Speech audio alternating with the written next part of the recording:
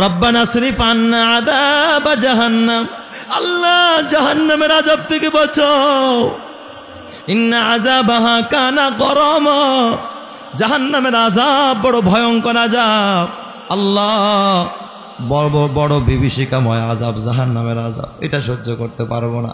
ইন্নাহা সাআত মুস্তাকাররা ওয়া মুকামা, আয় আল্লাহ কতই না নিকৃষ্ট জায়গা হবে এই জাহান্নাম। বলেন তো ইবাদুর রহমান যারা সবসময় জাহান্নাম থেকে পানা চায়, আপনি বলেন কয়দিন আপনি জাহান্নাম থেকে পানা চাইছেন? এই জন্য নবীজি দোয়া শিখাইছেন, আল্লাহুম্মা ইন্না নাসআলুকাল জান্নাতা ওয়া নাউযু বিকা মিনান নার, আল্লাহুম্মা ইন্না নাসআলুকাল জান্নাতা ওয়া নাউযু বিকা মিনান নার, আল্লাহুম্মা ইন্না নাসআলুকাল জান্নাতা ওয়া নাউযু বিকা মিনান নার। আল্লাহ তোমার কাছে জান্নাত চাই, জাহান্নাম থেকে মুক্তি চাই। 3 বার যদি এই দোয়াটা কেউ পড়ে, আল্লাহ ওই রাতে যদি সে মারা যায়, জাহান্নাম থেকে বাঁচায়া তার জান্নাত দেয়া দিবে। চিৎকার মেরে কোন সুবহানাল্লাহ। অথচ এই দোয়া আপনারা পড়েন না, 2-1 জন পড়লে শুধু রমজানে পড়ে, সারা বছরের কোনো খবর।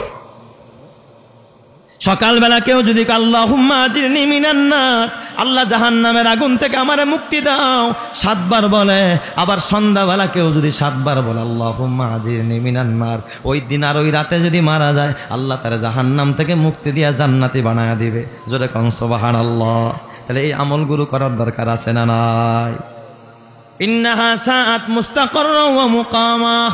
এ যুবক, 1 মিনিটের আযাব বরদাস্ত করতে পারবি না, 1 মিনিটের আযাব বরদাস্ত করতে পারবি না। জাহান্নাম বড় ভয়ঙ্কর।